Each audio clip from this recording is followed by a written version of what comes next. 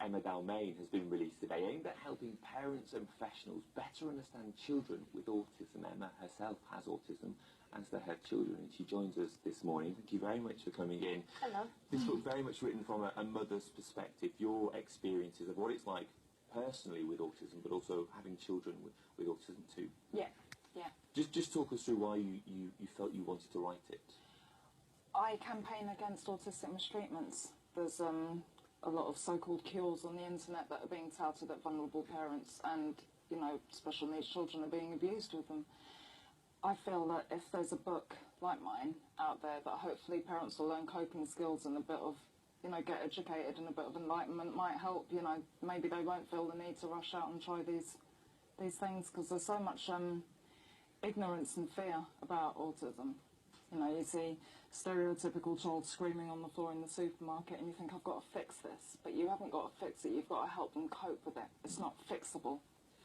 So yeah, what are some of the tips and the messages that you're trying to get across in the book? Different coping strategies, enabling your child and you to cope with sensory onslaught. You know, use ear defenders, use tinted glasses if the lights are too bright. The lights are really bright in here, so I'm looking straight at you. But for a child who's more sensitive than me, or an adult that's more sensitive than me, they might find that hard. So I'd say use tinted glasses, you know, for sounds, ear defenders. To just put tools in place to help your child cope. It's not something you can get rid of. Do you feel in London perhaps some authorities, some agencies aren't fully equipped to deal with children who have autism, perhaps in schools? There's a lot of schools that are having problems. To be honest, mainstream schools are forced to cope with children that they can't cope with. They're told that they have to be inclusive. I've heard this from teachers myself. They have to be inclusive, and children are put in situations in big classrooms of 30 kids where it's just too much. So implement sensory breaks where your child can leave, you know, go out for 10 minutes, you know, bounce on a trampoline, you know, things like that for a sensory input to calm them and regulate them so that they're ready to go back into the classroom.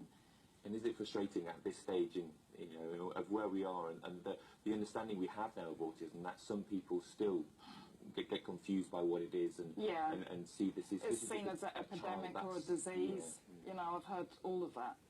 And with the campaigning that I do and my colleague Fiona O'Leary does as well in Ireland, we've been told we're everything you can think of, you know, trying to stop people from curing their children when there's no cure for this.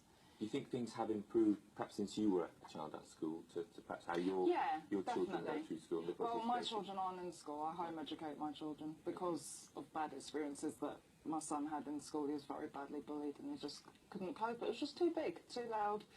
And some schools are great, you know, they've put a lot in place, but sometimes it's never going to be enough because it's just too big and too loud and too crowded.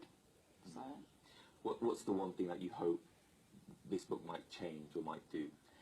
I'm hoping it gets to a few parents who are thinking, I don't know how to cope, what am I meant to do, and then looking online. So the worst thing you can do is look online, you know, because people, they straight away go for autistic treatment, not autistic therapy. If they went for therapies like speech and language therapy and music therapy, play therapy, you know, things to cope, not to fix. It's not fixable. Can't make that clear enough. It's not a fixable thing. It's something that you have to help with.